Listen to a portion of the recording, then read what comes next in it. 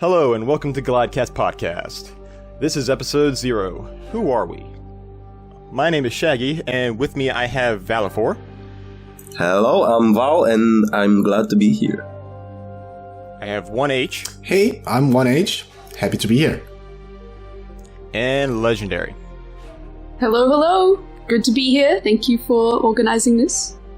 Today we are starting a podcast about Glyde the Dragon and how it originated, as well as its future and everything in between.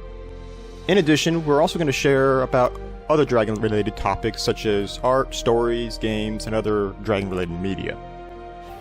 But for this episode, we're going to start off with a little bit about ourselves. So let's start off with, who wants to start off first? I can do it. I volunteer. Alright, Valophor. Who are you? So, I am Valefor, and I am the project lead behind Glyde The Dragon, the most beautiful dragon game ever. Rated by me so far, but that's what we're kind of aiming for. We basically want to create the best dragon game ever, and I am in charge of that. Cool. In real life, outside of the internet, I'm known as Martin. A very interesting name, I know.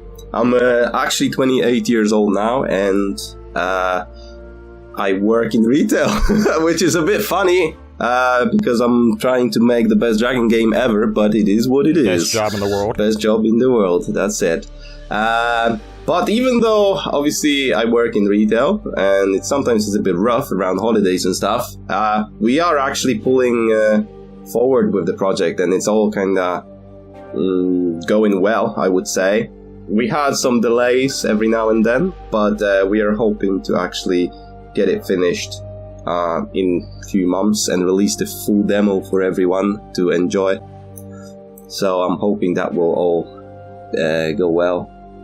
The interesting story with me is that I am actually Polish, but I've been living in UK for like majority of my life, so more than 15 years now, yeah.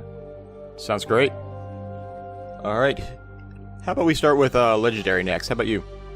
Alright, hi. I'm Legendary Griffin on most social medias. I go by Eliza in real life. Surprise, surprise. I have a real name. This is shocking, I know. Shocking. I'm 22. I'm a animator, full-time, 3D animator. And I work as the, rigger / animator for Glyde The Dragon. Who would have thought? Who would have thought? I know, right? Surprise! It's really fun, I will say, being an animator. Fun fact, I recently got a gig to work for a company doing a feature film, so that's cool. Amazing. That's right, you just got a new job. Nice. Congrats. Yeah, congrats. Yeah, I'm always awesome. proud whenever I see someone from the team actually like achieve something, and like when they actually manage to get like a gig like in what they love doing, like in your case animation is like, because I never actually got a job in the actual game, like game dev. So this is Glyde obviously is my only thing. But you kind of brute forced your way into it. yeah, I know. It's like it's a little bit of a different way I'm doing everything. But yeah, it's always cool to see like people that actually have to get some actual professional experience. Yeah, Indeed. It's really nice. I'm really proud. It's like, I remember when you just joined our project, and now you're like a proper full-time They grow animator. up so fast. Exactly. Yeah, it's been like 3 years or so. That's crazy. It's like maybe even Yeah, longer. it's been so long actually. Yeah. Wow. I think my LinkedIn says I've been working on Glyde for like 2.5 years or something. But I was yeah. on the team before that, so Time flies. I blame it all on the pandemic, because that year it just flew like this. It just disappeared. Poof. Nice. Anything else? I think that's the gist of it. Oh yeah, Alright. follow me on Twitter. While it still exists. Make sure to follow Griffin. Yeah. Oh yeah. Oh, another thing too, just quickly, is like my short film I did in uni has won some awards, so that's cool. Nice. Yeah. That's awesome. Nice. I wonder how many awards Glyde will get one day. Oh my god! Like imagine like those a smooth billion. Griffin animations. They will just have like Eliza Yeah. written on them. It will be crazy. Yes. lead animator Elisa. That's me. That would be so cool. Let's continue with 1H. Who are you? I am 1H, and surprisingly, I also have a real life name. I'm Sunny. I'm the co-producer slash combat programmer, game designer, and also one of the composers for the game. A little bit of everything, basically. Yeah, I'm the octopus of the.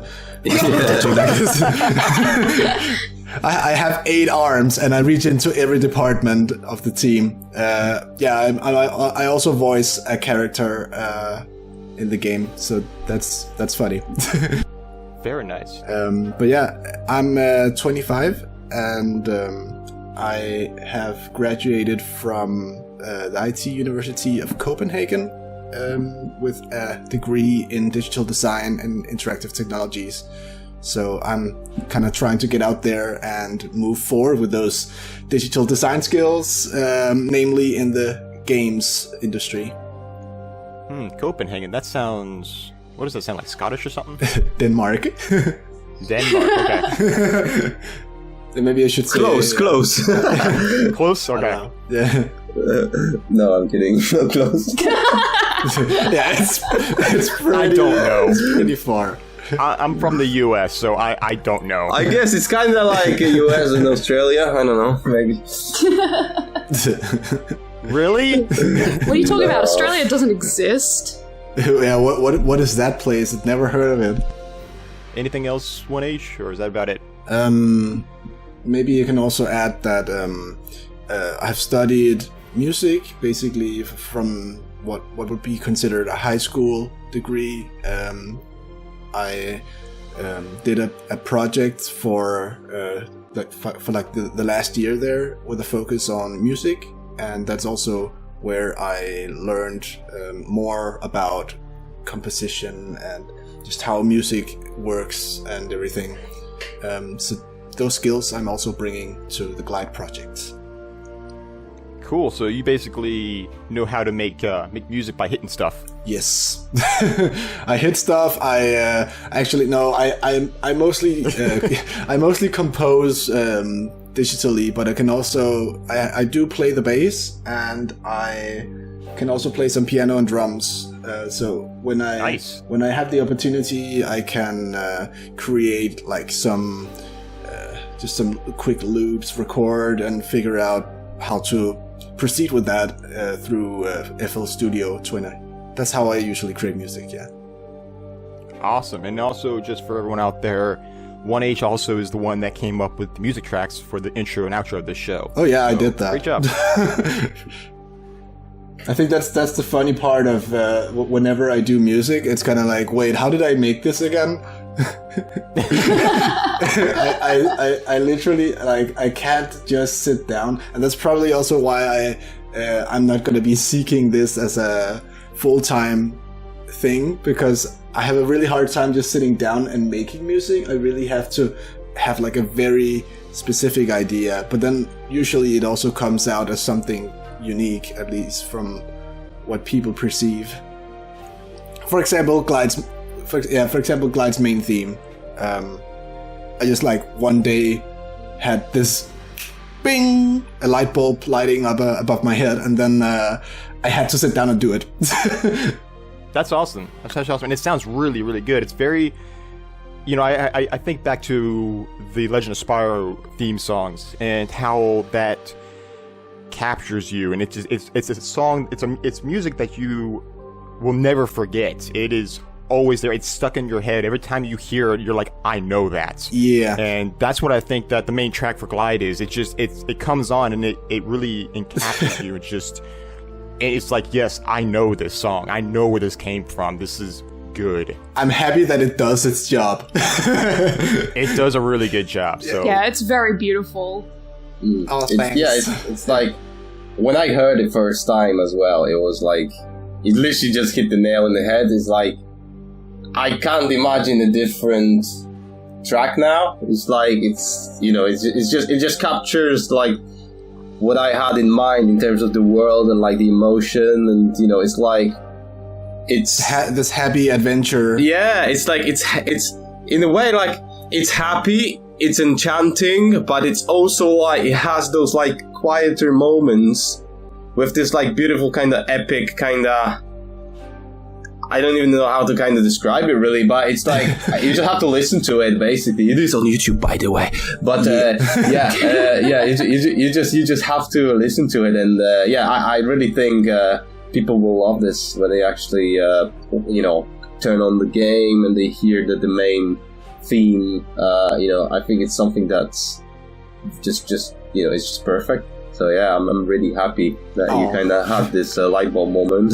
Yeah, so am I. Turned out great. Honestly, I don't. Yeah, sitting down now, I have no idea how I could make like a better whole like composition that captures like Glyde and what the vision is like based on what you've also told me and all the stuff that people don't know yet. So I literally take everything into account. Yeah. Anything else, 1H? I don't think I have anything more right now, no. All right. So, the least exciting person on the crew. My name is Shaggy. My real name is Michael, but I go by Shaggy. Basically, everyone in real life, as well as Discord and everywhere else, calls me Shaggy because I had, years ago when I first got that nickname, I had a strong resemblance to Shaggy when I started growing facial hair, so it was an exact replica, pretty much. Not so much now, but the name stuck, so I have kept that. Fortunately, unfortunately, I don't know. Most people don't even know my real name, they just know the Shaggy name. Do you like them Scooby snacks, though? There we go again. Ruh-roh. I've heard that so many times, so it's normal for me. When I say about people don't know my real name, I'm talking about people in real life know me as Shaggy and not by my real name. That's crazy. So I am 27 years old. I'm from USA. So if you have been listening, we've got people all over the world here. The US, Australia, Denmark, and UK. So yeah, the time differences suck for us right now. From Legendary and I, it's a 15-hour time difference. Yeah, it's so insane. Fun. Yeah, so Legendary is very tired because it's very late. I'm very tired because it's very early. And I'm fine because it's just afternoon. We're fine, yeah. It's midday for you guys. Yeah, I guess we're lucky that we're kind of close.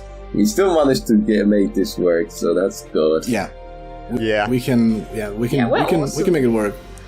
So Val mentioned about that he works retail. I feel your pain. I used to do that. I know all about the seasonal Black Friday, Black Thursday, whatever it's called, Christmas time. I know all about that. So I feel your pain. It'll get better when you find another job. After Black Friday, I think it might. I mean, obviously the trend still continues with people buying everything. I don't think Black Friday is as crazy as in US though. Here in UK, but it can be. It can be quite busy. Yeah. So. Yeah, it used to be terrible here. Yeah. It's not as bad, but it's still bad. But I got out of retail about 4 years ago. I currently, and this kind of ties in a little bit why I mentioned about a koi, which is a koi fish. I'm a contractor for working on water features and koi ponds. I've been doing that for 2 years. I run the maintenance department in that. So I deal with koi fish on a daily basis. So yeah, I'm kind of obsessed with koi fish. Really cool. And koi fish are beautiful. They're beautiful, and they're so cute. Which is such a unique job too. Yeah. It is fun. It's very stressful because I work 10 to 12 hours a day. Yeah, it's quite a lot. 50 to 55 hours a week. So luckily, it is an outside job, which is also, unfortunately, it's an outside job. So I work a huge range of temperatures. I'm not going to say temperatures because I just realized all the people do Celsius and they're going to hate me if I say Fahrenheit, so I'm going to say quiet. You made the correct choice. Yes. So let's just say I know Celsius because I'm learning to become a pilot. So they use Celsius in that, so it's I work between like -10 to 40 degrees Celsius. That's about it. It's kind of like my Glyde The Dragon, actually. He has to have like 35, 40 degrees in his viv, and it's boiling there. Yep. So luckily, I get 2 weeks off for Christmas, so that's going to be a really fun time. It's always fun. Nice. That's about it. So the next question, and some of you guys answered this. I'm going to answer this first because I am not part of the team. So the next one is, what position of the team and how long have you been a part of it? So for me, none, because I'm not a part of the team. But Legendary mentioned a little bit. I don't know if you want to add a little more. If not, we'll go to the next person. I think I said the majority of it. But yeah, I basically just started with Val had the Spyro Artisans remake that went around a couple We'll definitely years ago. talk about that later. Yeah, so I helped out on there a little bit. I think I came on the tail end of that, helping with some rig problems. Yes. And then, trying to rig the who was it? Was it the Dragon Elders? I think it was it like Nestor? I think that was the Nestor. guy. Or Norks as well, I think. Yeah, there's a couple of those. I can't remember. There was a couple like models that haven't had any rigs, and and the orcs.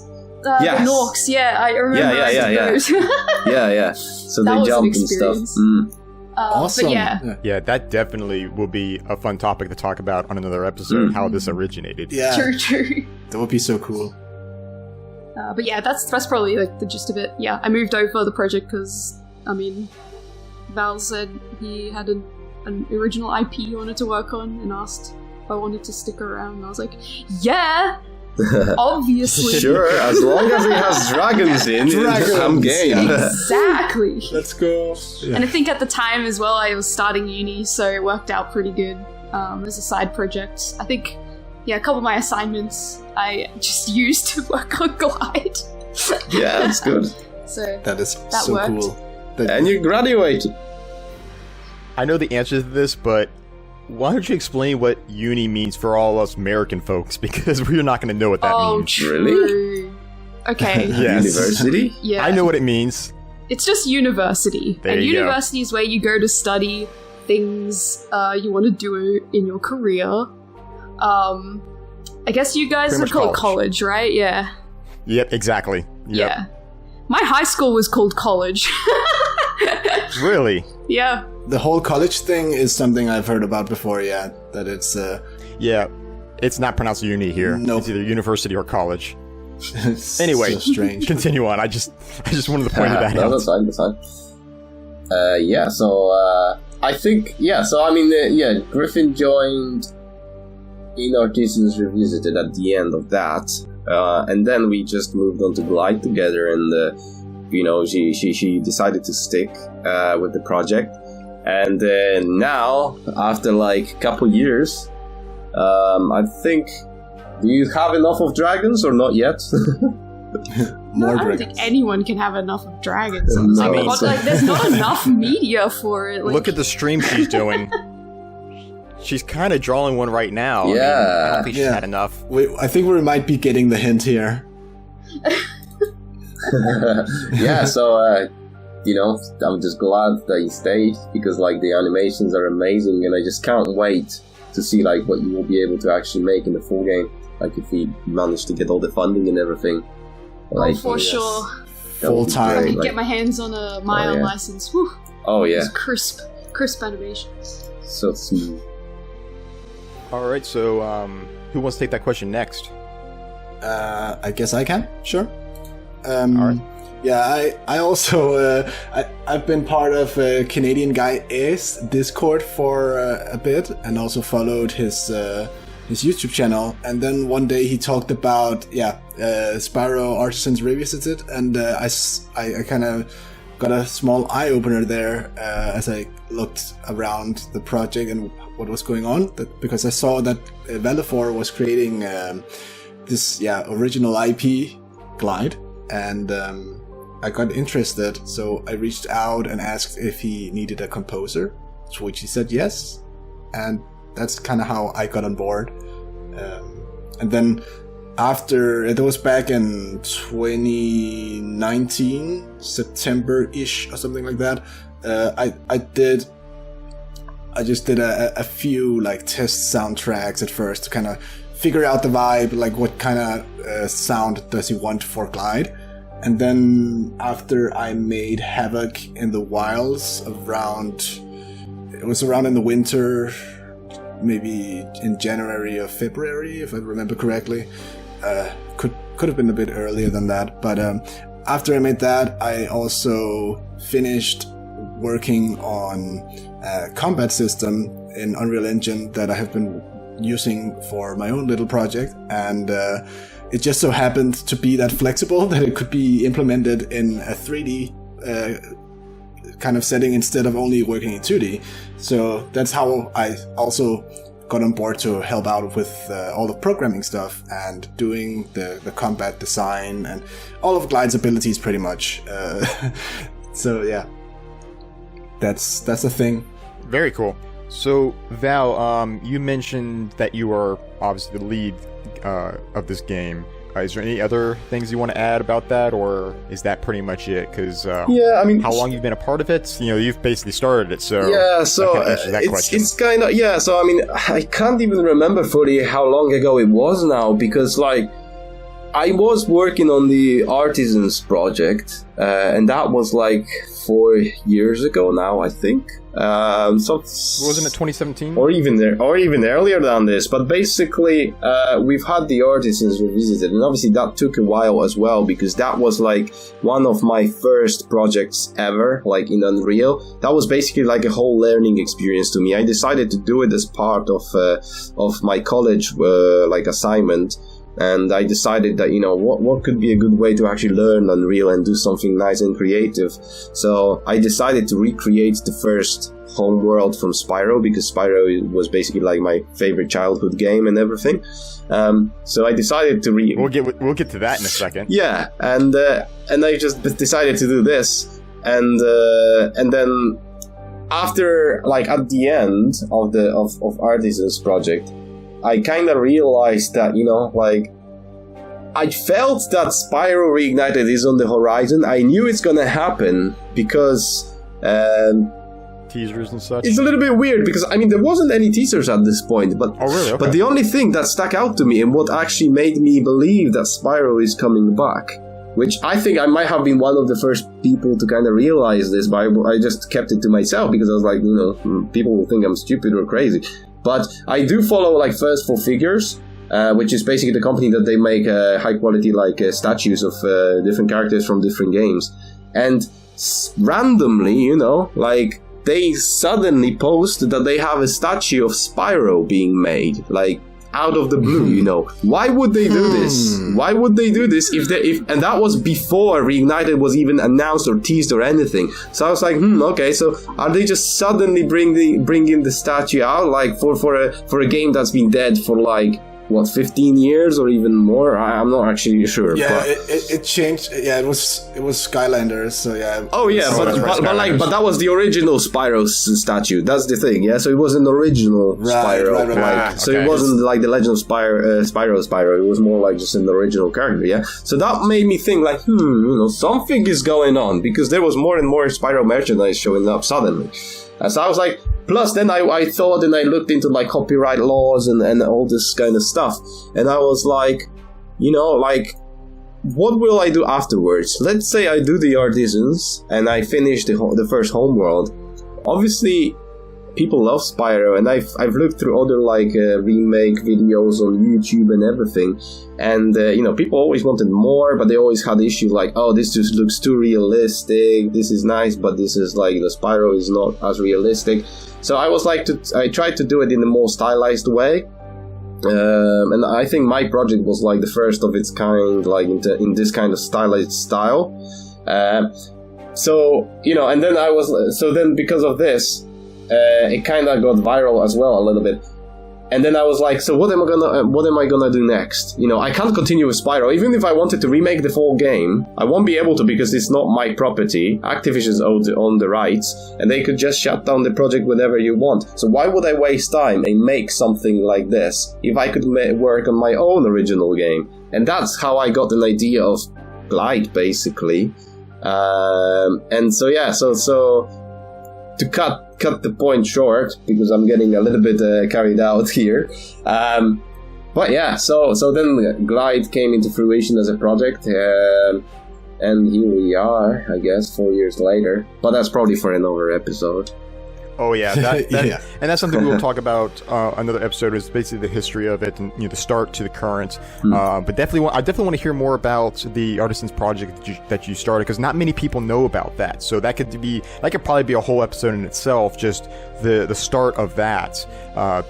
I only know about it because Wowen, another user on the Glyde server, basically brought them back. Like, he found the pictures, and because it gets lost in the archives of Discord, so he found them and he shared them back up, and then everyone's like, whoa, where'd this come from? So it's very interesting to hear the story of that. I think it's gonna be really cool to talk about this, because they're like, if not for that project, Glyde wouldn't happen. That's the most important thing, because that's something that set me on this path, because I never expected to have anything that I made actually go viral, and this was really weird, like, unexpected, but that's what also helped me build the community that we have now, and start the Discord server and everything. So yeah, I mean, so even though Glyde is a different game to Spyro, it's thanks to Spyro that Glyde is a thing, so it's really cool. Like, but yeah, this is something that we'll have to dive deep in another episode. Yes, it gets really spicy when we finally unearth some more stuff about how Glyde came to be. It's gonna be cool. Right on. So the next question here, I'm going to start off with this one because it'd be very quick, and then you guys can do your take on it, but is, how did you find out about Glyde? So for me, it was last year. During my 2-week break from work, I somehow got back into writing. Wrote a fan fiction of Spyro after Dawn of the Dragon back in 2012. And then after about a year and a half of writing, I stopped. So for about 8 years, I completely stopped. I always wanted to get back into it, but I never did. But after this 2-week break, I had time and I was interested, so I got back into it. And then I started watching videos of Dawn of the Dragon and stuff like that, because that was by far my favorite game, was the Legend series. And that's how I found Lore of the Dragon, which is a YouTube channel. And then he mentioned about his Discord server. I was like, well, I'm on Discord, so I joined the Discord server. And he also made videos of Glyde the Dragon. And I was like, this is cool. This is a new game. Okay. Add to wishlist on Steam. Join the server. And now, that was back in February of this year, of 2022. So that's how I found out about Glyde, was from Lore of the Dragon. Jess Shooter is the guy that makes the YouTube videos, and he runs the Discord server. He's also, if I'm correct, a writer of Glyde, correct? He's on the Glyde team? Shooter, yes. Yeah, so he has joined basically because he has a lot of knowledge about like Legends of Spyro kind of lore, that's especially like not in the games and stuff, that a lot of background stuff, and he's been investigating all the kind of lore and the potential that was lost with those series.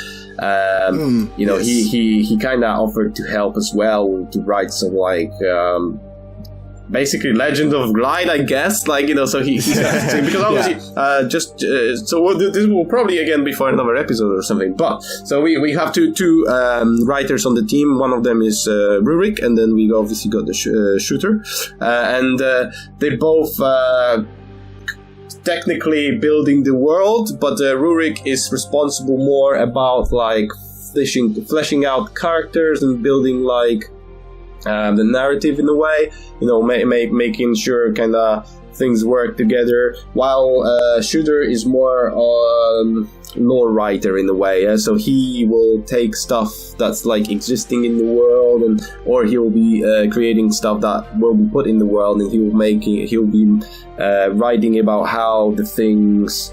How, like, basically the legends of those things, right? So, like, how something came to be, who made this thing, why is it there, like the history of dragons, maybe. So I would say, yeah, maybe let's say it this way, like, he's the chronicler. Yeah, he'll be the chronicler.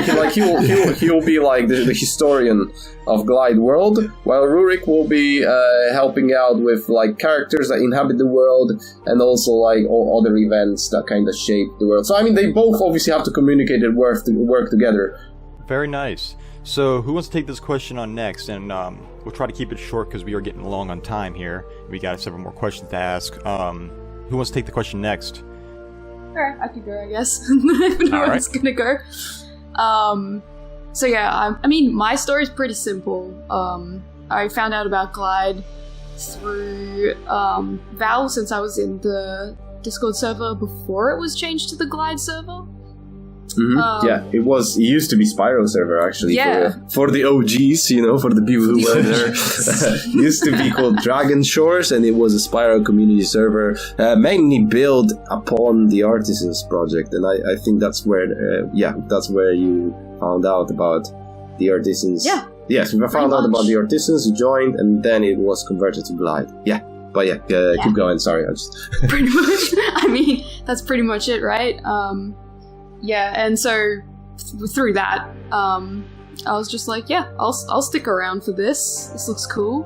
I don't there's nothing else out there quite like Spyro is, and I think Glyde is like the natural progression forward in terms of dragon games. Ones at least that aren't about being a human riding a dragon or killing dragons. Yeah, so that is so overdone at this point. Yeah, and also I think a very important point here is it's an actual dragon game, not a wyvern game, Yeah, true. Oh, yeah. Even though technically wyvern are dragons, right? Technically, but like Glyde is like, and Glyde, are they though? Glyde and Spyro, they're proper like European type dragons. Yeah, 2 legs, 2 arms, wings, not wing arms. That's just me. The easiest way to know is all wyverns are dragons, but not all dragons are wyverns. Yes. Yeah, I've heard that one before. This is perfect. So you guys call it wyverns. I've always called it waverns. Interesting. I don't even know what's the right pronunciation, to be honest. I mean, again, I'm not English, but I just say. Yeah. I'm mostly familiar with wyverns, and then you have worms. Worms. Oh wow! Not worms. Worms. Not worms, but with a Y. I'm the American of the group, so we say things way wrong. Totally wrong. So you guys are probably right. And I'm wrong. Oh gosh! Oh, thanks for mocking me. Thank you. You ain't wrong though. Anything else for that one, Legendary? That's all from me. All right. 1H, did you want to pitch in? Sure. I kind of mentioned it a bit earlier, but I can do a small repeat and maybe elaborate a little bit more. So the way I found out about Glyde was watching the YouTuber Canadian Guy on YouTube, and he's been doing all kinds of Spyro content, streaming. I think the first time I watched him, he was doing A Hero's Tale, and then he also streamed Legend of Spyro. And then at some point he referenced, or either on YouTube or on Discord, the Artisans Revisited project, and I quickly got some tingly vibes in my chest. I was like, ooh, what is this about?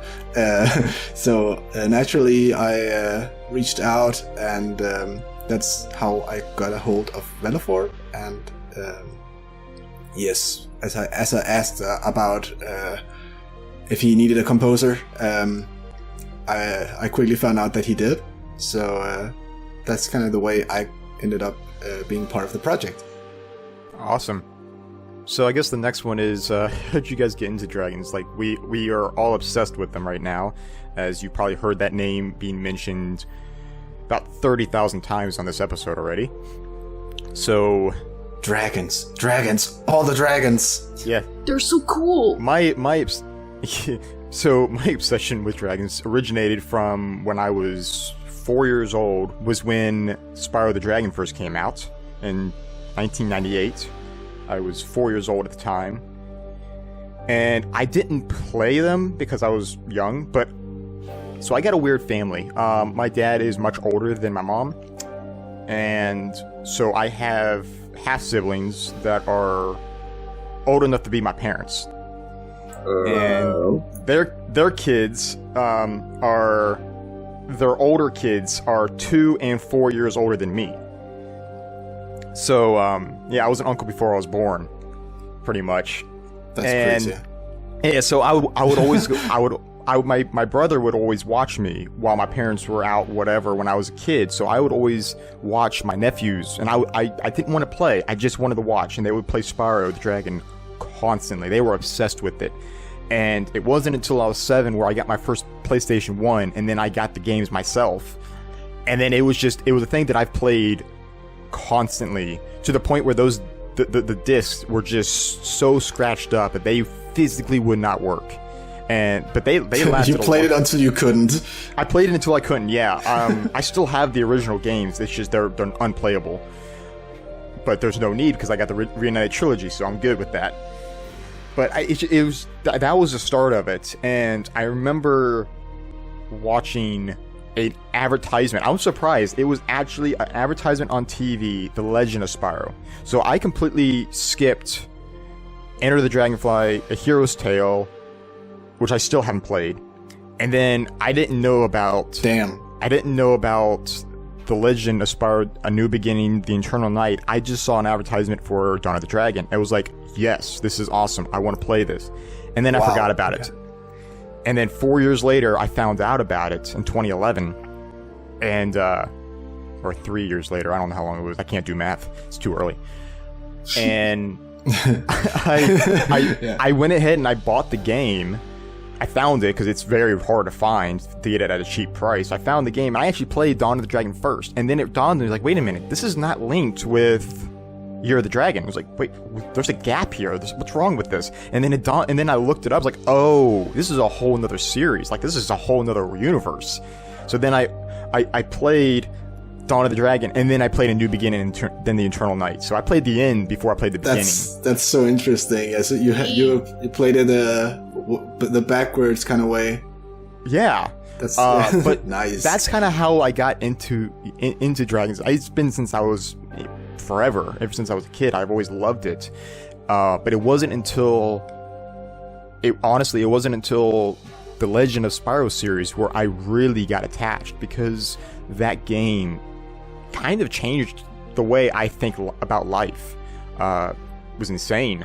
So I kind of answered 2 questions here. I jumped the gun here because the next one was I literally answered the last 2 questions, or the last question, which was what Spyro games have you played, and when did you first hear about it? So I literally answered the last 2 questions just in this one. But yeah, The Legend of Spyro is definitely my favorite Spyro series. I love the classics. I still do. They still have a special place in my heart. But the Legend of Spyro series, the game play was, though there's a lot of issues with it, a lot of people say how bad it was.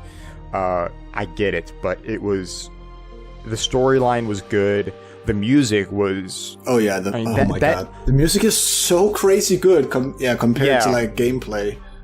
So, and that I just listened to that music just for the hell of it a couple days ago. I still do as well, yeah. Yeah. Sometimes I also bring it up. I was in the mood for it. It's like, I want to listen to this music, and every time I listen to that intro song, it brings a tear to my eye. I get choked up every single time. I also remember having like crazy vibes with the intro theme, like when I was younger. It still hits right home like today. Oh yeah.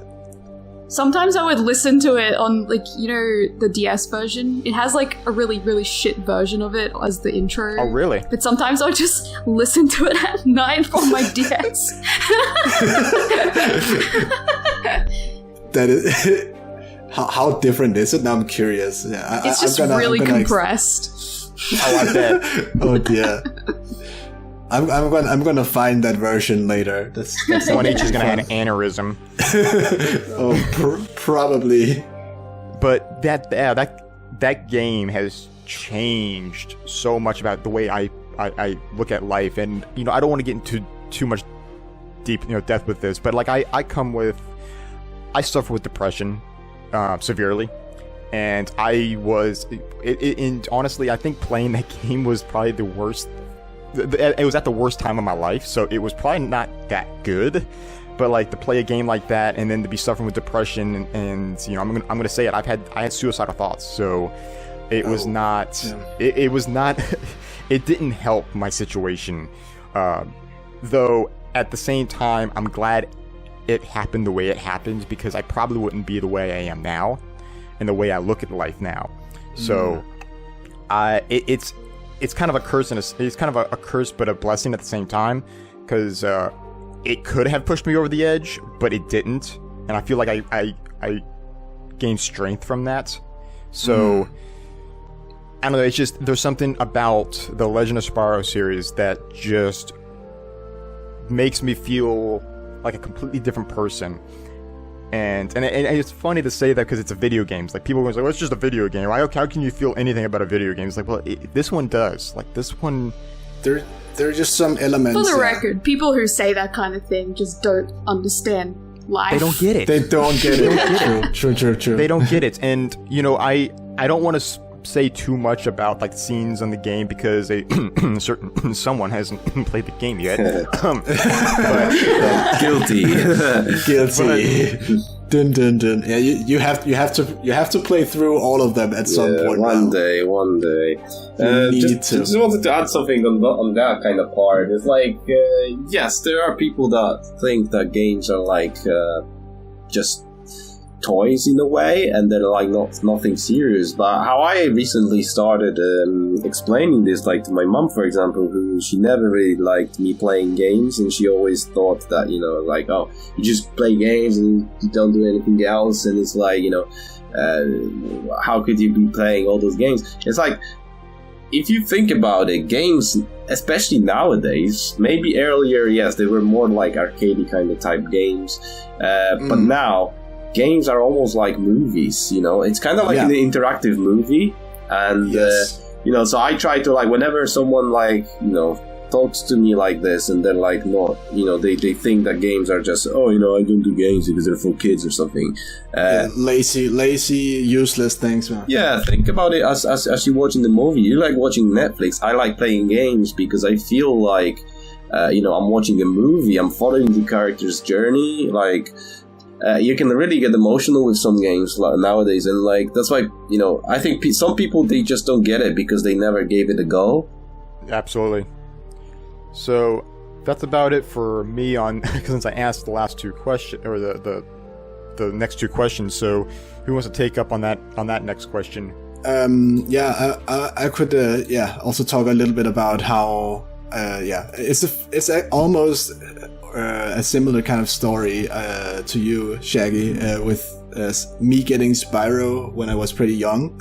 And this is funny because I have this vivid memory, and it's so weird because I thought it was at first my mother just buying Spyro 2 for me, but the more I think about it, or like I've had some recurring thoughts, it was probably my dad actually, but either one of them bought Spyro 2 for me, and the only game I had played before that, like on my own, that wasn't a PC game, I played Star Wars Rogue Squadron very, very first before anything else. But then I played Crash Bandicoot 3 Warped, and then I got Spyro 2.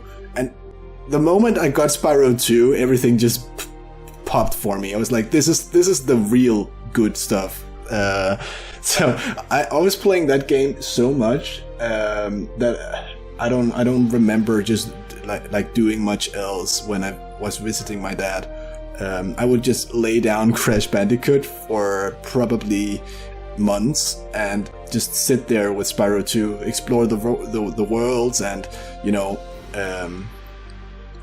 just run around, do funny things, and eventually I would try, to progress further. I wasn't very old at the time, so I didn't understand, the text yet. Yeah. So I would get stuck a lot, and then just backtrack, or even because this is another silly thing. I didn't have a memory card, so every time I was just about to get to that. Yes, every time I would visit my dad, especially with Crash Bandicoot 3, I would have to start over. So I replay every single time, and I think that's why I'm so good at playing platformers, because I had that patience. You had to restart. I had that patience. Yes, because if I got that's how I started. If I got a game over in either of those games, I would have to start over again. So I couldn't die. Like, I couldn't lose all my lives. That was a no-go. Yeah. That reminds me of something, but I'm gonna go on that when I tell my story, because it's funny. For those people out there who don't know what we're talking about, like these young, you youngsters out there. Yeah, you have no idea. Back in the day, memory cards weren't built into your devices. You had to buy a separate card. So just like 1H there, I had to. I remember when my dad, because my dad worked retail at the time. I remember him when he bought me a memory card, and he put, I put it in there, and I saved my game for the first time. Yes. And reloaded it and continued where I left. I was like, this is the best thing ever. Yeah, it was like DLC at that back then. It was like the ultimate. Did the consoles not come with them? They didn't. No, not back in not with the PS1 days. Damn. No. Yeah. For me, it was on the PS2, but I was playing. It could play PS1 discs. Yeah. So when I didn't have a memory card for all that time, and I think I didn't get it until at least maybe a year later or something like that. Yep, and then about the same for me. But yeah, with Spyro 2, I think there was also an issue with the disc, because I never got past. I never actually got to what I think it was there was a cutscene in. What's it called? The winter homeworld. I keep forgetting what it's called. Oh yeah, I know what you're talking about. You talking about was it the first Spyro game or second Spyro game? Second Spyro game. Second Spyro game. Why do I keep forgetting what it's called? Winter Tundra? Yeah, Winter Tundra. Thank you. Yeah, at the very end. Holy crap. Yeah, I got somewhere, and I don't remember how many cutscenes there are. Wasn't that the third game though? No. That was Ripto's Rage. Yeah, Ripto's Rage, or here it's called Gateway to Glimmer. That's right. Yeah. That's right. European version. Yeah, but there was a cutscene, and I don't remember if it was the last one or if there is another cutscene that happens before that. But it couldn't load that, so I couldn't get past. Like the game would just stop there, and I would sit on the loading screen. Yeah, I would sit on the loading screen, and I couldn't get past that cutscene. So I would just restart the game and play again until that point. Oh my gosh. Yeah, so I never got the ending of Spyro 2. I didn't even know about it on YouTube, because I don't know. I think I didn't bother to search for it. But I would later get a PS1 from my cousin, who had like a CD-ROM disc with Spyro 1, 2, and 3. Or like a disc for each of them, and then I would play on the PS1 to complete the game. Like, I didn't know the ending because I couldn't complete it on my PS2. I had the same thing. But I had it with Spyro 3. So really? Basically, yeah, because in Europe, I mean, especially like in Poland and like other Eastern European countries, I guess. Back in the days, like in the 90s. It was very like, I think obviously the games there were like quite expensive, and it was a new thing and stuff like this for like PlayStation and stuff. So at least in my city, there was like a market where you could go to, like, it was like a flea market kind of thing, right? Where people just were selling random stuff. And there was those people selling like those like bootleg games. So they were like basically like those pirated kind of copies, and I wasn't obviously aware of this, and I remember my dad bought me Spyro 3, and the thing is with this ROM, like you could have played throughout the whole game fine, but then at the end, when you reached Sorceress, it would just erase your file. Like save file, and then you just start from scratch, yeah.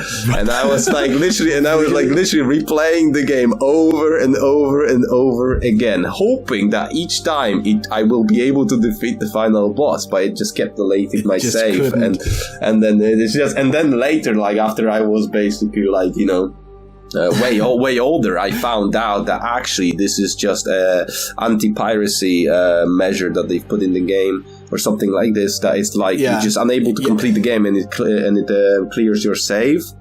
So yeah, that was basically like me. And obviously, I didn't understand what was going on. I didn't know why it's happening, so I would just keep playing and playing and playing. So yeah, that's one of those things. So I know maybe you've also had like a weird version of Spyro 2. Maybe that's why it didn't work. I'm not sure. I really doubt it, because it like the disc that I got, because the original copies, they didn't do that ever, like at all. No. The disc I still have. I'm pretty sure I still have the Spyro 2 disc, and it is a PlayStation 1 like legitimate disc. But the one I got from my cousin was a CD-ROM, and funny enough, that one worked better. I think it was legit a scratch on the PS2 disc PS1 disc that made it stop at the cutscene somehow. It couldn't load past that. Yeah, that's rough. I do know that those CD discs, PS1 CD discs, they were very robust and just bomb-proof. Like I can't tell you how many scratches are on these discs, and they still worked for as long as they do. And now there's a point where I have this big, deep scratch where I can play up to a certain level, and then that's it. I can't go any further because of that. That was my PS2 Dawn of the Dragon disc. I could only get up to like the golem, and that was it. I was like, oh, sad. I'm listening to this, and I realized how old we really are. We're way too old.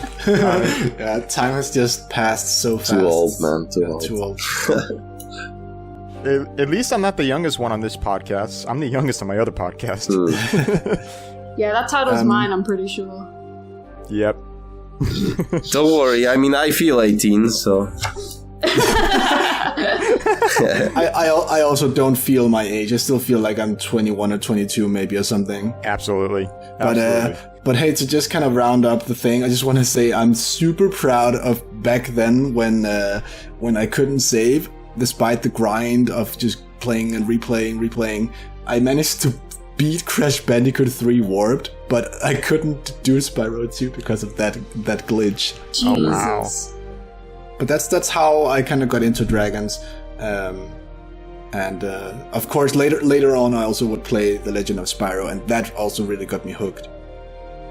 Yeah, there's something about that game that really, it pulls the emotions out. Yeah. You definitely need to play it.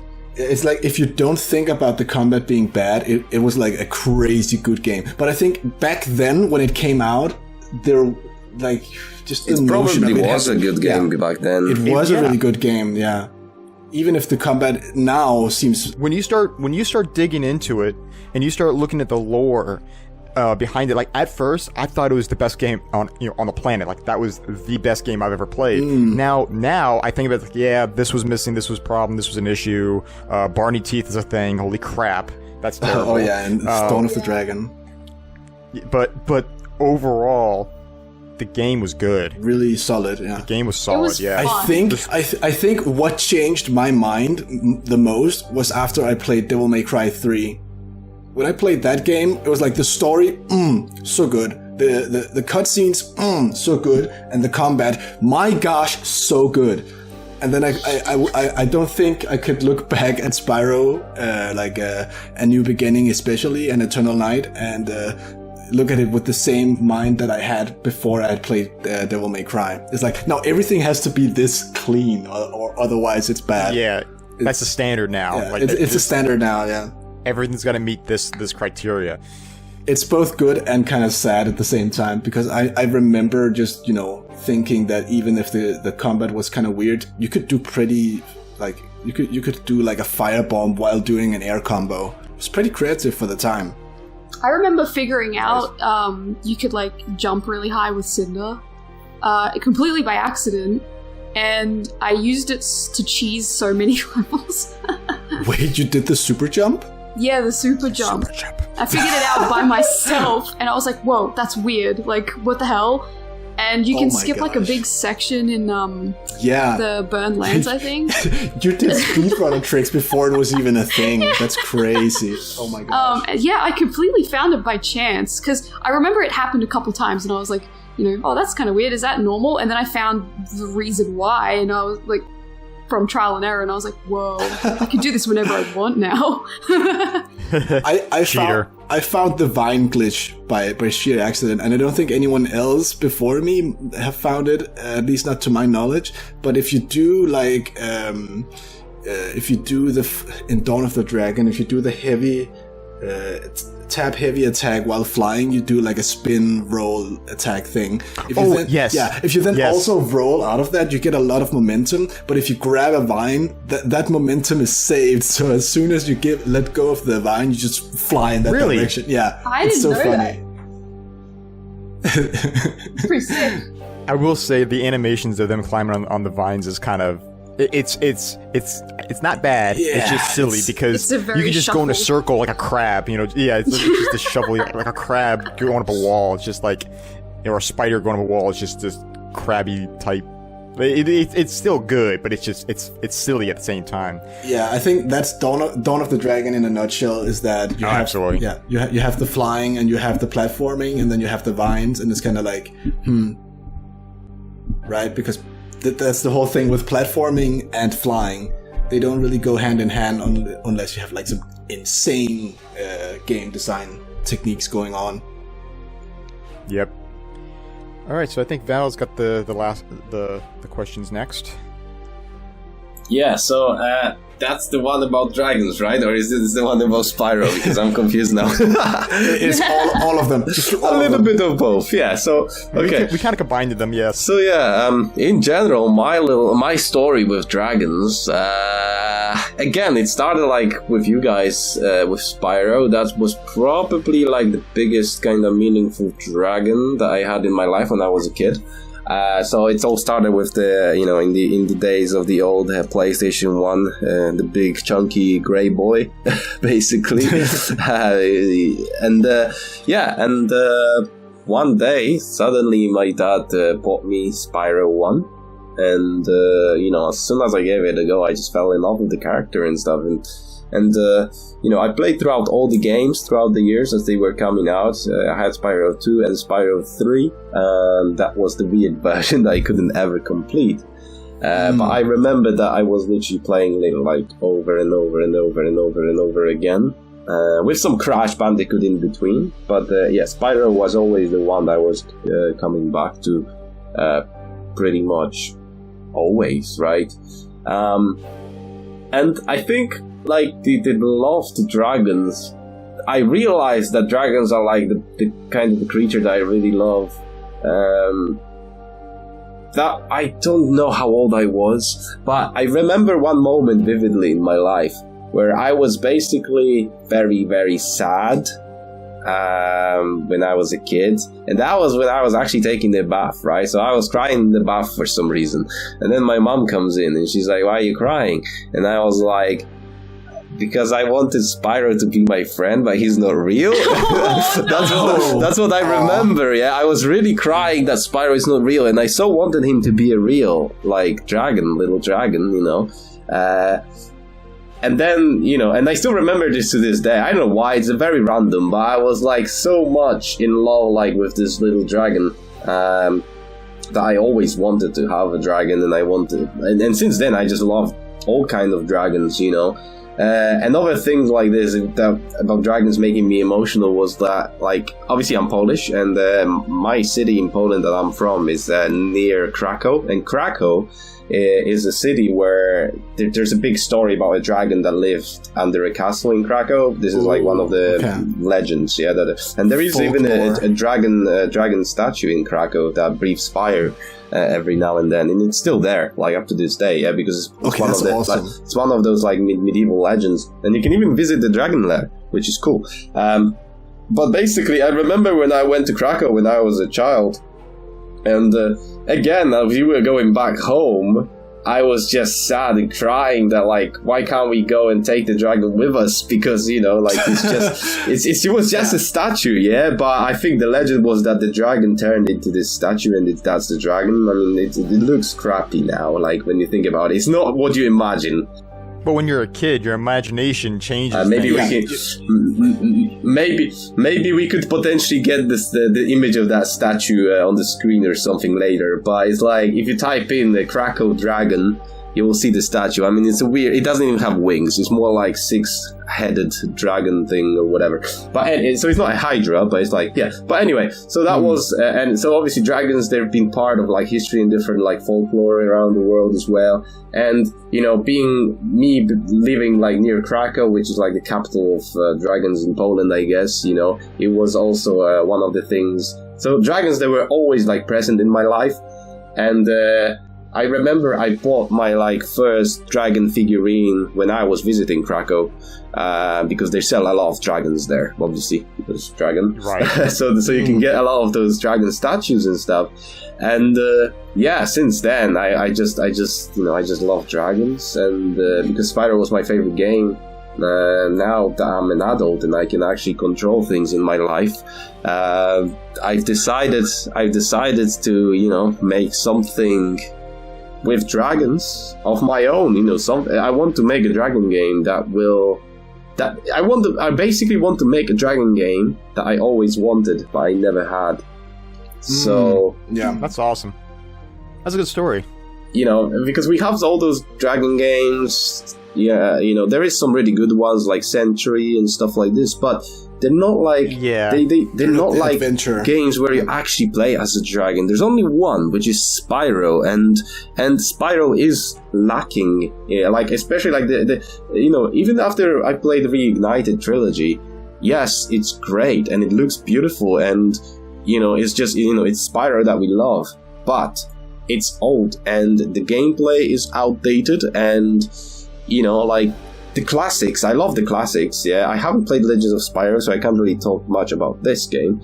But in terms of the original trilogy, yes, it's great, but it's also quite easy. And, you know, there's basically no combat in there. And it's like, you know, it still lacks, like, I think, you know, the perfect dragon game will be Glyde, because it will have everything that I always wanted to see in a dragon game like Spyro, but Spyro never went there. I mean, the closest we got in Spyro is, yes, I assume Legend of Spyro is probably the closest to Glyde if you compare like combat and stuff.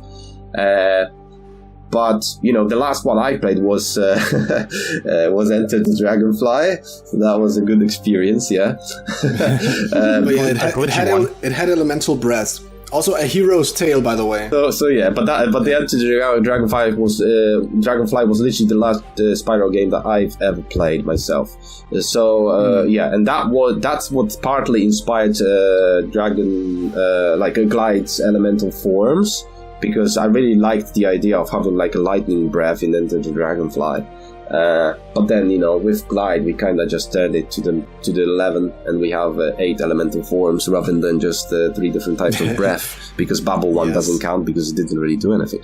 But yeah, so yeah, that's pretty much it. So since I remember, I always loved dragons. Whenever I see something with dragons, I just buy it, I guess. I've got some little collection of like dragon figurines. I've got. You also got Yannick. Some, yeah, and Yannick is my bearded dragon, and he's also like basically a dragon. And fun fact, Glyde's color is actually inspired by my bearded dragon, because he's also orange like this. So now you know.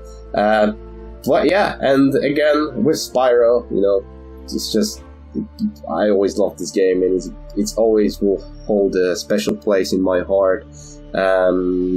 Again, a lot of people tell me that I need to play Legend of Spyro, so I probably will. I started playing the first one with Sonny, because he said that, you know, I really need to do it. I should at least try.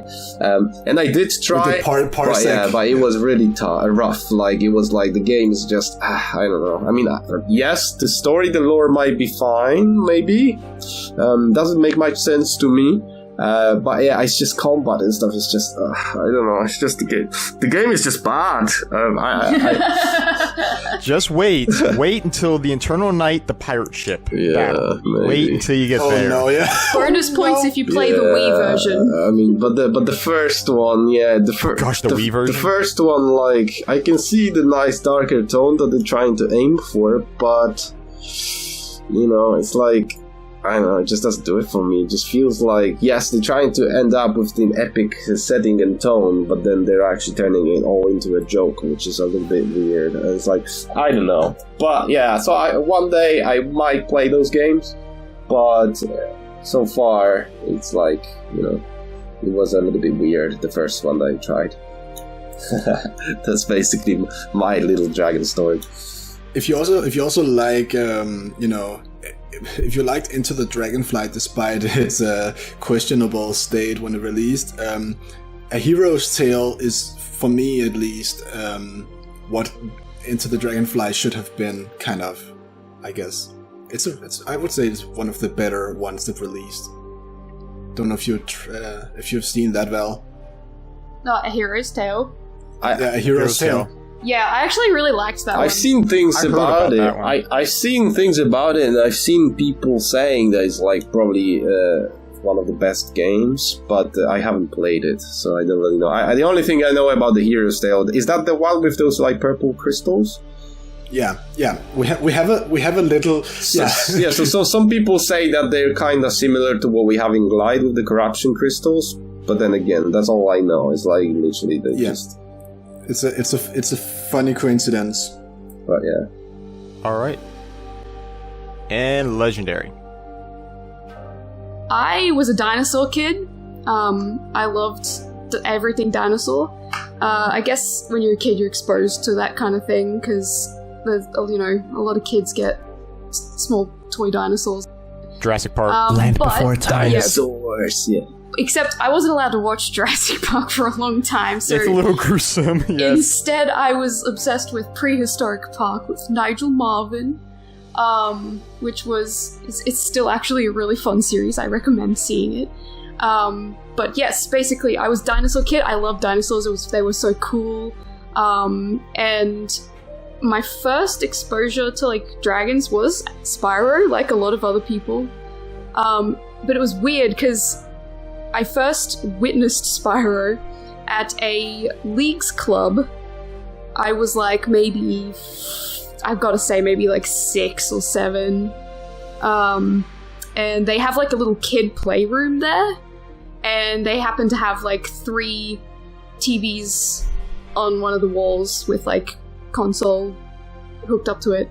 And one of them was Spyro. And as soon as I walked into this little kid room and see that, I was immediately like, holy dragon fruit! I want to play that. Like, that looks so cool. Oh my gosh.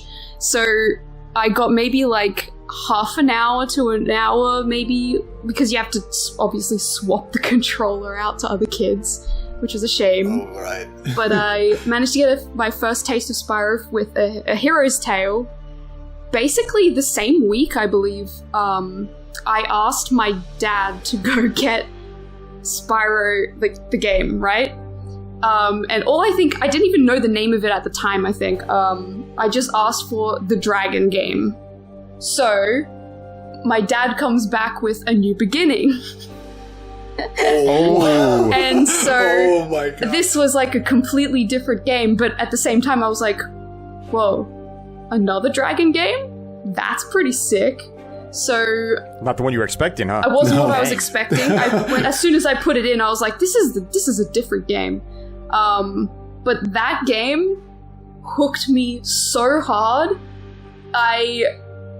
It controlled my life for so long. Like as a kid, I would replay that game so many times. I think it was like the most replayed game I ever had, and I played that on the Xbox, because at the time we had an Xbox, and then a year later it broke, so we got a PS2. And okay, then you redeemed yourself then. PlayStation gang, yes. yeah. Yes. I had no control over that. But my dad got that. And so... It was destiny. Yeah, and basically because of that, that also meant I had access to all the Spyro games. I think they were all on Xbox as well, but I think missing a couple. So yeah, and then I went back and I think I played Dawn of the Dragon before I did The Eternal Night, actually, which is a bit of a weird jump. Well, it's not as weird as my jump from the third to the first. Yeah.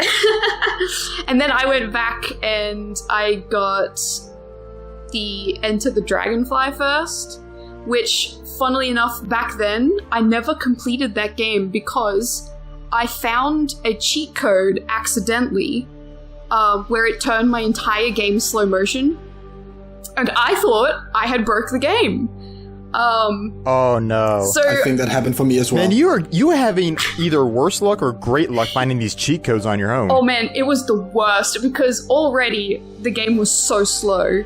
And then add slow motion on top of that, which why on earth would that be a code? Why would anyone want to play in slow motion, like especially when you have to like manually put the code in and then like it's not like a dynamic slow motion like Ratchet and Clank has, for instance, where you can like just slow down at a button and like watch like an explosion and then turn it off. No, this is like you have to pause, do your code with your controller and then unpause. Like why would I rue the person who did that to me. And for years, I had no idea this was like a cheat code. I just thought I had Dragon fruit. the game. There's actually like, if you go onto the Dark Spyro forums on the Enter the Dragonfly page, you will find me relatively close to the top saying, "Wow, I like turned this game slow motion somehow. I don't know what I did," and like, Oops.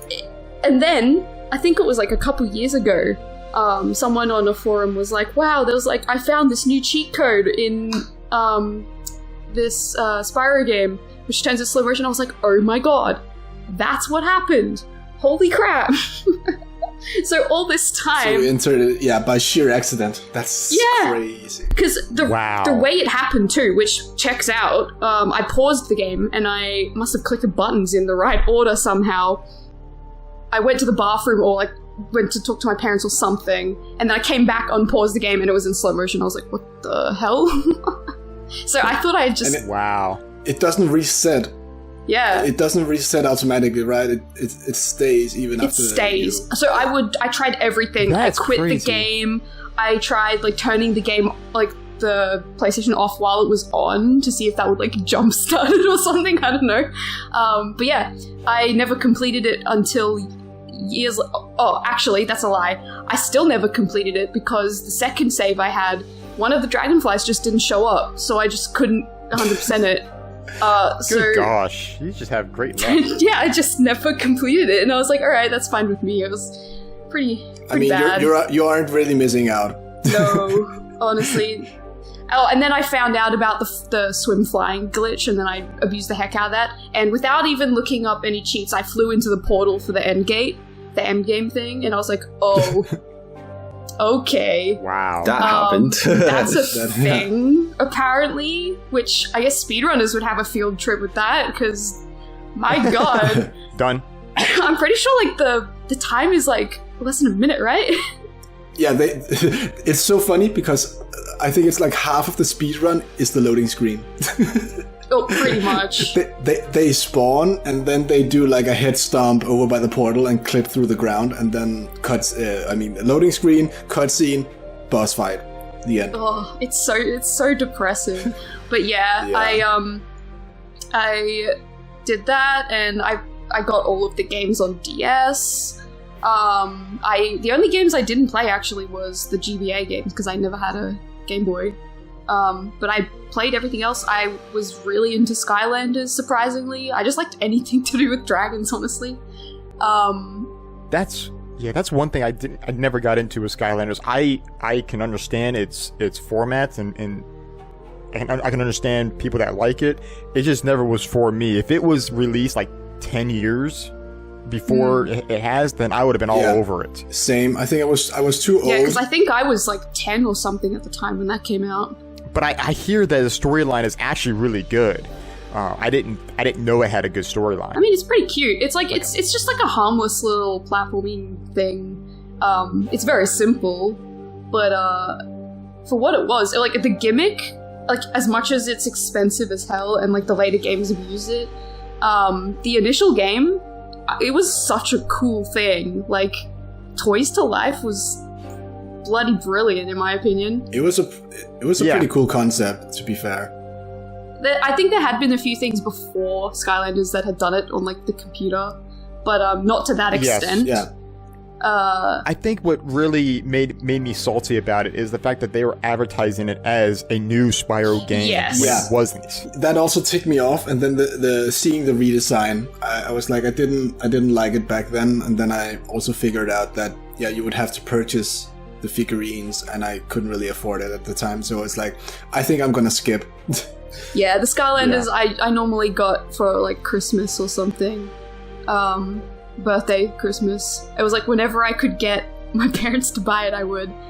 I almost got the entirety of the first games collection. There's a couple I missed. But I was really into it, and I guess I am very easy to start collecting things, so that was also a pretty fun thing for me. But yeah, apart from that, that was how I got into dragons. It was purely like just dinosaurs going dragons are the next best things to dinosaurs, honestly. So yeah, I think that's about it for me. Cool. Do you think dragons are actually dinosaurs but with wings? The science says no. Science? But- Real dragons? We don't need no science. The imagination says perhaps. Maybe. Maybe. That's something we should leave the community with. I think this is like one of the topics that you just need to think about yourself, like, you know, like Write down in the comments if you think dragons are dinosaurs. just sit there and have a thing like, do you think dragons are actually dinosaurs but with wings? Or not? The real questions. Are dragons a lie? Or not? Oh. Are dragons a pie? Pie? What? All right, into the last question here. Any other personal things you guys like to share, such as hobbies, special interests, stuff in that nature? Who would like to start off that question first?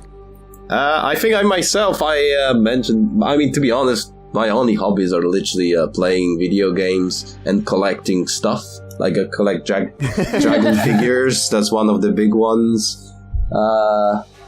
And yeah, I mean, that's pretty much it. I just collect random things. I don't really have a proper collection of anything, really, but I just got a little bit of everything. I got some Attack on Titan figures, and then I got some Final Fantasy figures. I got some Spyro figures, and then I used to collect swords, like actual like samurai swords and everything.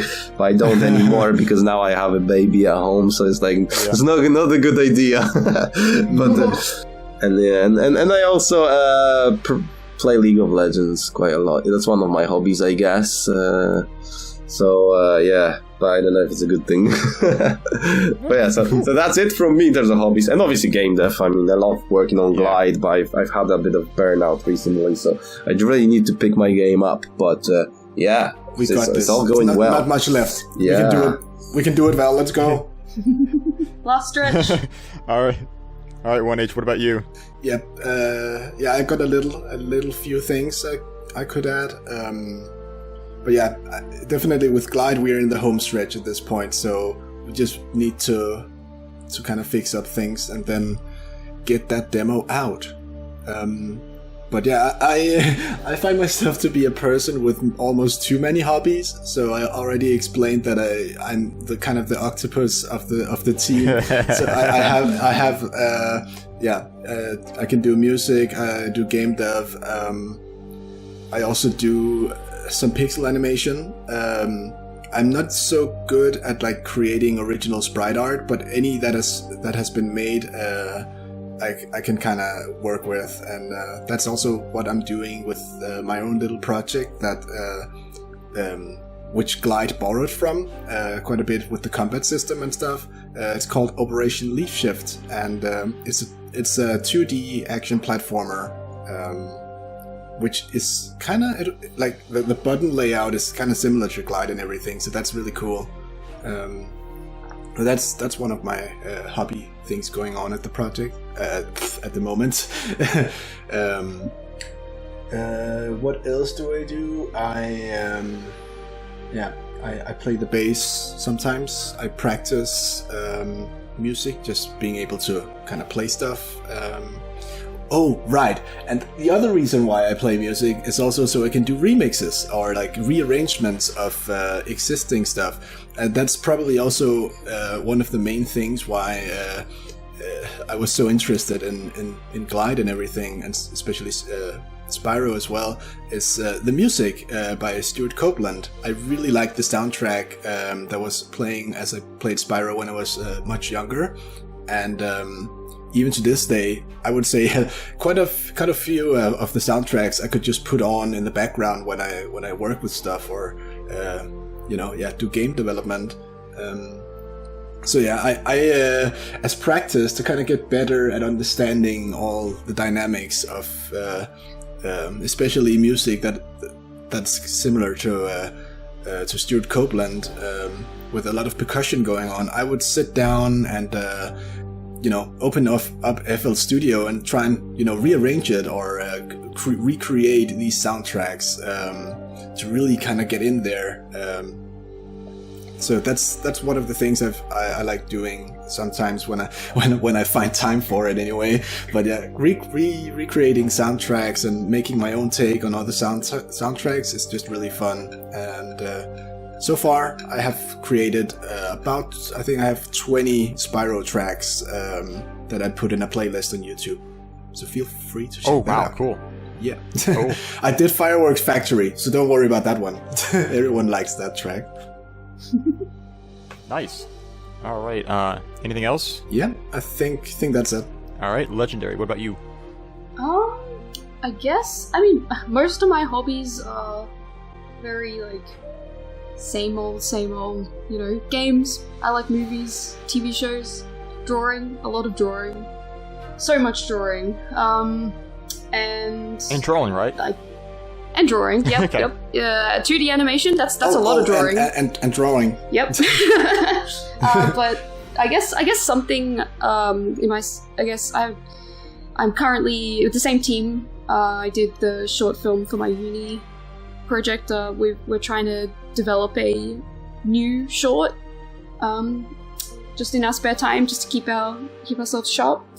And I'm also trying to pitch a cartoon, I want to say adult cartoon, but not adult cartoon in the sense of like Family Guy or Rick and Morty, more like Avatar, but like cool, like a bit more edgy, I guess. So basically a Glyde avatar where just do this with dragons. I will be happy to for you to use the IP. You don't even have to pay me.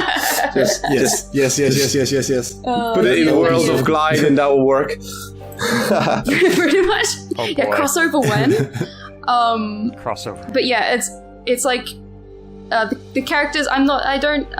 I think animal characters and creatures are a lot more universal.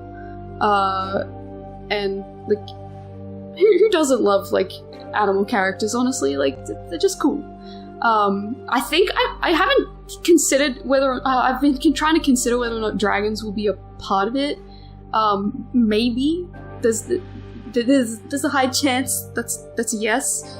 You can always do the a strange portal opens to another realm. Honestly, like that's not far off from the beginning of what I've come up with. Oops! Spoilers alert.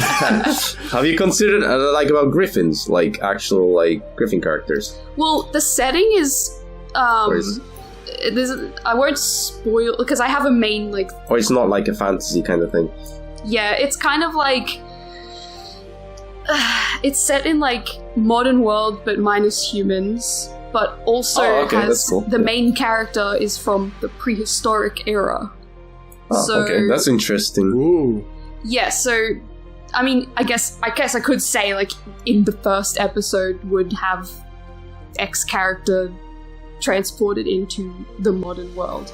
And the whole idea is that he's like trying to deliver a message, and a very important message back to his world, so he has to figure out how to get back home. And then there's like a big plot twist at the end. It might be predictable, but I think it's kind of cool and epic and very dramatic. Yeah, but don't tell us that, because we want to watch it first. So when that happens, you know, turns out there's actually no plot twist, you know, maybe people like, you know. Yeah, I won't go into details about that. No, but it sounds good. It sounds good. Yeah. I'm just, honestly, I just am a big advocate for animation to be seen as more of a medium than a genre, because at this point, you know, people think, like the same thing we're talking about with games, is like people think, oh yeah, that's for kids, or, you know, you're an adult, you shouldn't be watching that, or, you know, this and that, and I really want to try and help break that. Anytime someone says that animation is for kids only, just go like The Simpsons. The Simpsons? Yeah, but basically, yeah, I just want more like cartoons that are fun adventure. Like everyone, I think, goes to anime at this point because it's like I guess you would call the edgy animation. But I want that, but for the West, bring back cool, fancy looking cartoons that have blood and people swearing in them. And going on adventures. Yeah, the whole kind of edgy adventure kind of vibe is very much exclusive to anime like these days. Yeah, pretty much. I think. I don't watch that many shows anymore, but I feel like I hear that a lot. Yeah. The one that I was most impressed, like the cartoon from the West that I was most impressed of recently. I guess it's the movie, but not the cartoon. Like the cartoon is still really good. I highly recommend.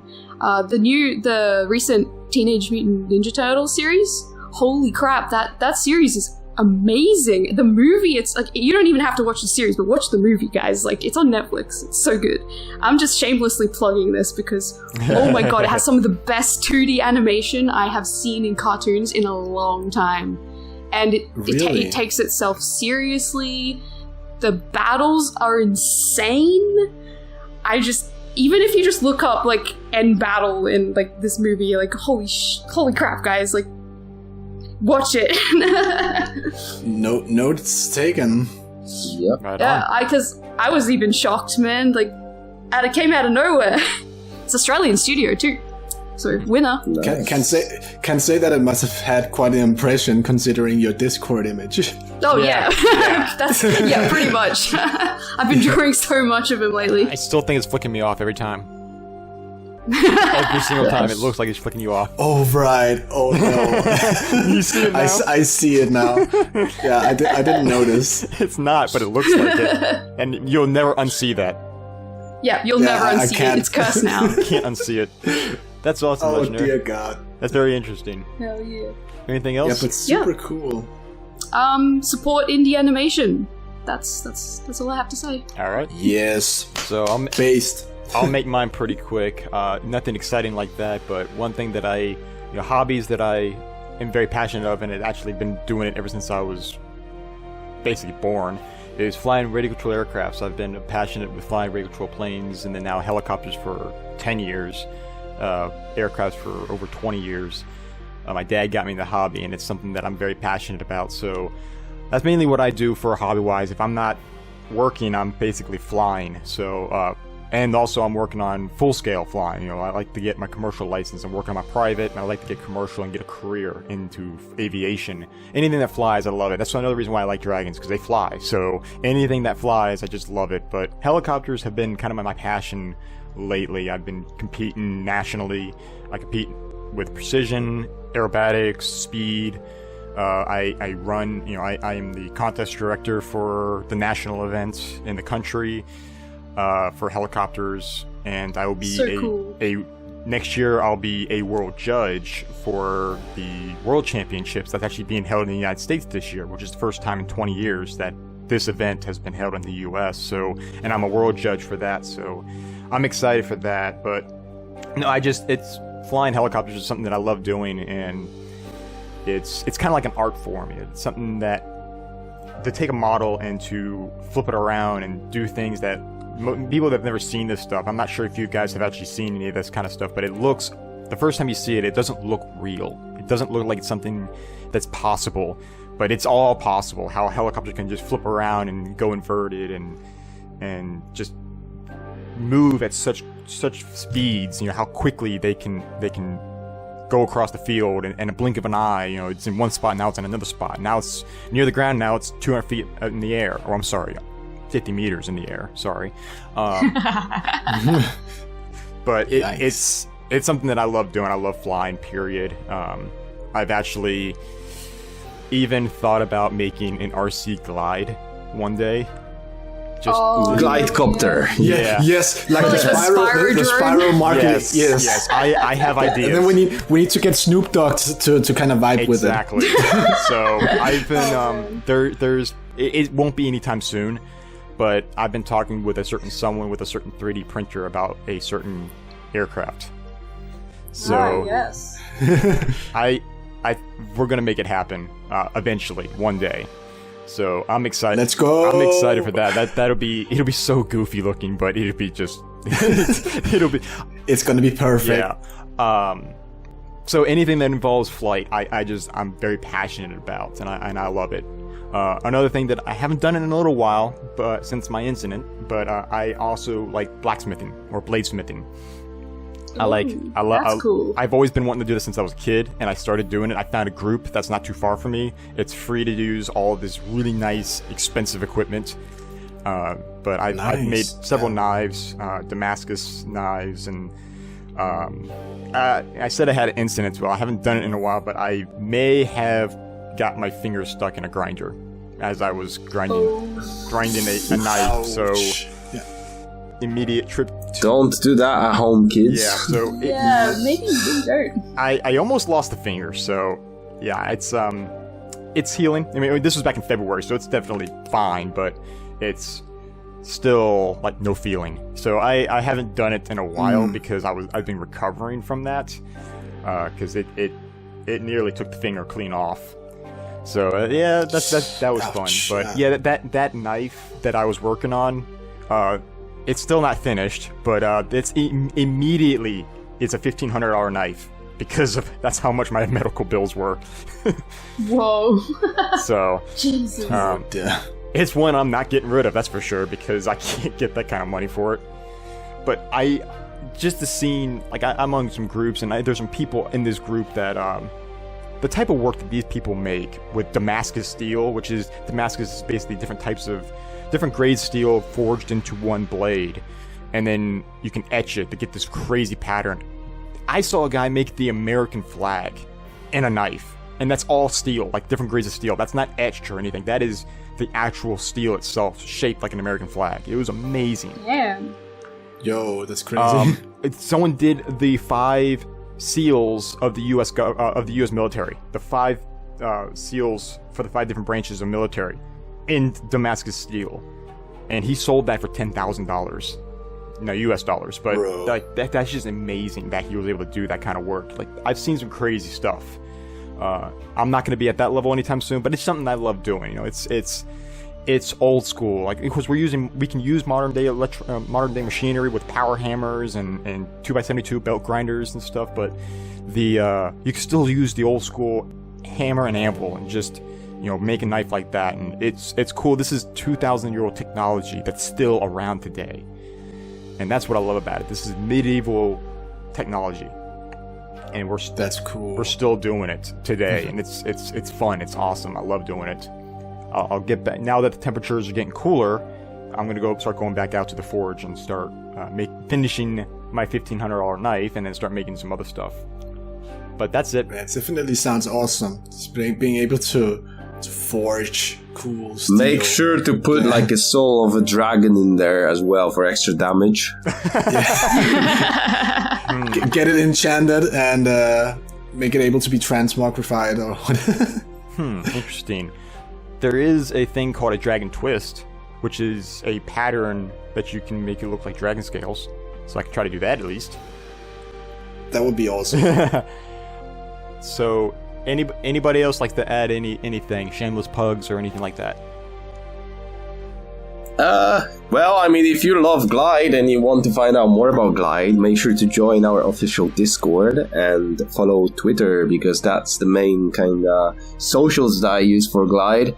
I mean, obviously, with the current state of Twitter, we don't know what's gonna happen, I guess. But in the meantime, just make sure to smash that follow button. And also, by the way, smash like, hit the bell. Go on Steam and destroy the wishlist button. Add Glyde to your wishlists, so you can get notified when the demo is out. And yes, yeah, I mean, Discord is very, very important, because you can actually suggest things that we could maybe potentially put into the full game and everything. So yeah, if you're looking for people that are interested in the project and you want to discuss things, join Discord. Join the community. Yep. Yeah.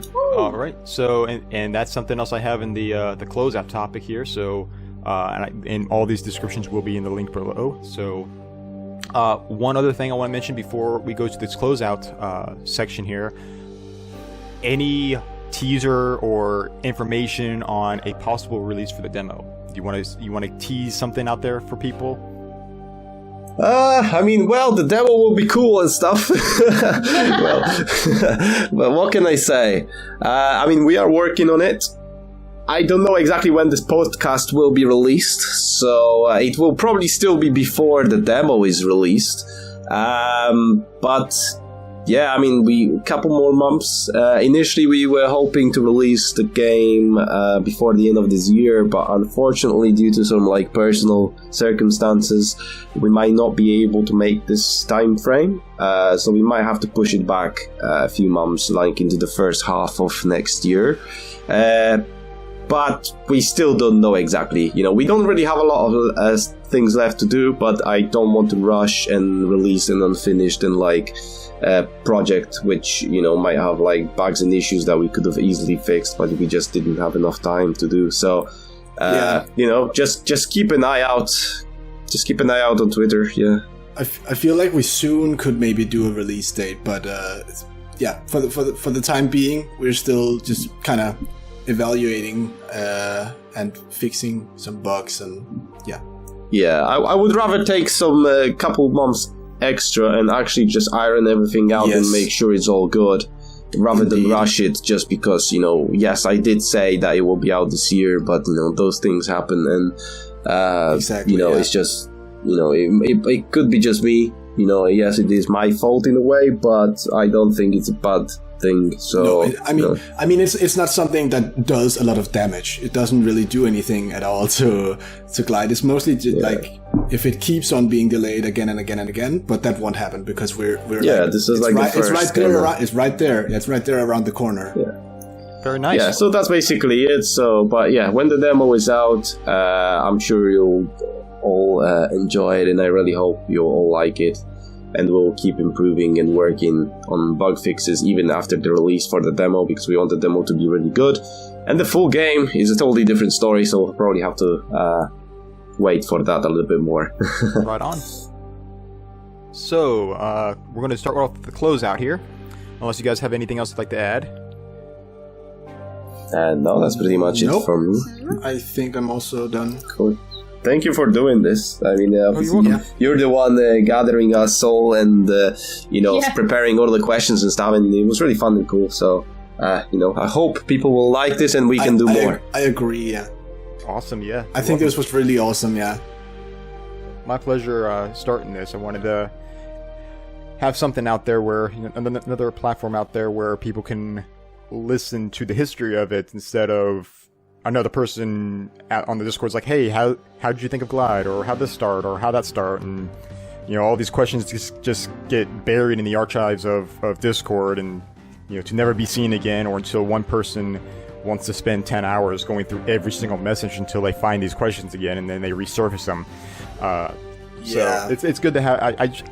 I wanted to have this platform out there where you guys can speak everything you want out there, have a good time about it, and have anybody that has a question, you can just send them links like, here, all the information is here, whether you want to listen to an audio format, or we're also going to put this on YouTube tier. Legendary's been doing some awesome work on a drawing. You're about done with that too, actually. Looks great. Yeah, there's a few things I need to touch up with colors, but so clean. Yeah, it's pretty much So if you don't really listen to podcasts, this is also going to be onto YouTube here, which, of course, I'm saying that now, realizing if you're not listening to podcasts, you're not going to be listening to this. So you're probably going to be watching on YouTube. So it's going to be on multiple different platforms. So with that said, we're going to go to the closeout here. If you'd like to send us a question or feedback, you can email us at glidecast@gmail.com, and we will discuss your questions or comments or concerns on the next episode. If you'd like to have more information about Glyde, you can visit glydethedragon.com. We're also on Discord, so look for us in the official Glyde the Dragon Discord server.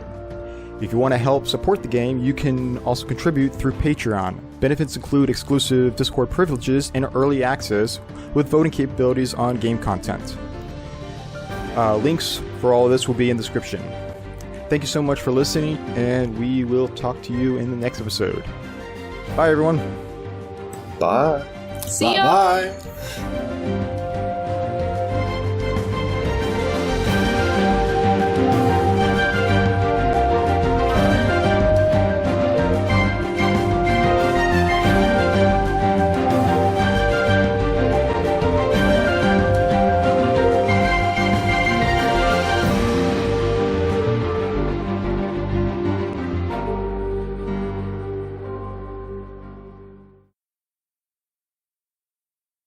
Well, you know, shit, and next hang on. Yeah. Sorry, I just noticed I got like a little salt lamp thing, right? Oh, And yeah, it's- yeah. And it's all Dragon fruit. wet at the bottom. Why? I don't get it. Like it's Oh, like no. whole thing is like, is this salt? This is salt. Yeah, Oh Salt. dear. it is. Yeah, Like it's like the salt lamp. Look, crystally? I'll take a picture. Actually, sorry to interrupt, but it's very important because So here's another question, Val. Do you want to do the intro because you did it very well, or would you want me to do it? I mean, maybe like you can do it, and then I can be like, yeah, welcome to Glidecast, everyone. This is Val and All right. and the team. All right, so I think maybe we can jump into the next question now because that's where we're heading with this conversation or something. I need And a I would I need do a a buzzer. I would do it. Yeah, a timer. yeah, you'll be like, Well, stop. This Well, I'm not gonna be up too to time. more. We have to move on. you shall not pass. Like, Val, it's been 5 hours already. Let 1H talk. It's like, That- Or we could like replace swear words with like edit like I love you or something. Oh my So God. it's like- Yeah, oh so my inside God. the conversation and they're like Change I it- love you. change it But, up, but, baby. Maybe That it's would like be funny. support glide. yeah, but then might be like that might lead to some awkward combinations oh, later. I got it. I got it. Every sensor beep will be Glyde saying dragon fruit. Yes, yes. Dragon fruit. Yes. Yeah, that's a good idea. All of my I'm yes. sold. Dragon fruit. Just in the cheeriest Could be fun. voice. yeah. I Yes. mean, I've got the voice lines. That So, part. you know, I There we could just go. send them over. Am I quiet on your end, or is it fine? Good on my end. Because where I'm recording myself, it seems a little bit quiet. Maybe I can move my mic a little bit closer, I guess. Seems And this is another fine reason here. where personal tracks is better because you can adjust it to your liking. How about now? Oh my gosh. Pretty hot. No, I'm kidding. You are peaking. Just red bars all the way across. Time to screw things up. All right. Are you gonna start now? Yeah, I'm popping it up. Okay. And I'm gonna. Wow. That's a very good intro. We're This definitely is- gonna have a blooper section. AMSR section of this podcast. All right. I'm just gonna wing it and repeat if I need to. Wing it. Hopefully. Oh my gosh. Okay. All right. Now let's Shaggy do his thing. Yes. Let's see if we can let him Alright. do the intro. The stage is yours. Hello and welcome to Glydecast Podcast. This is episode 0. Who are we? My name is Shaggy, and with me I have Valophor. Hello. I have 1H, Hey. and I have Legendary. Hey. Cut. Who's I think we need to be a little bit more enthusiastic with our hellos. I was trying so hard not to laugh. I was like, yo. No. All right, I will Hey start there, over Captain. with that then. No, that's fine. That's fine. You can obviously cut the other stuff, right? I think we can just re-record our hellos. All right, yeah, I'll go back to that the front part. So I'll introduce myself and then I'll introduce you guys. Do you have to do the reintroduction, or like can we just? It'll be a lot easier. All right. So now, hang on. I just need to think. Like, what should I say? I mean, should I be like? Hey, it's a me, no. it's a me, Valophor. Pleasure to see you today. I can already tell this is going to be chaos. Oh my Yes. god. Mushroom Kingdom, here I go. Here I go. No, okay. Actually, hello, I'm Chris Pratt. Oh my Oh god, my God. you could totally like just weave in there like completely dead serious. Like, yeah, we're getting Chris Pratt to voice Glyde. Yeah. Oh no! Landy, you're fired.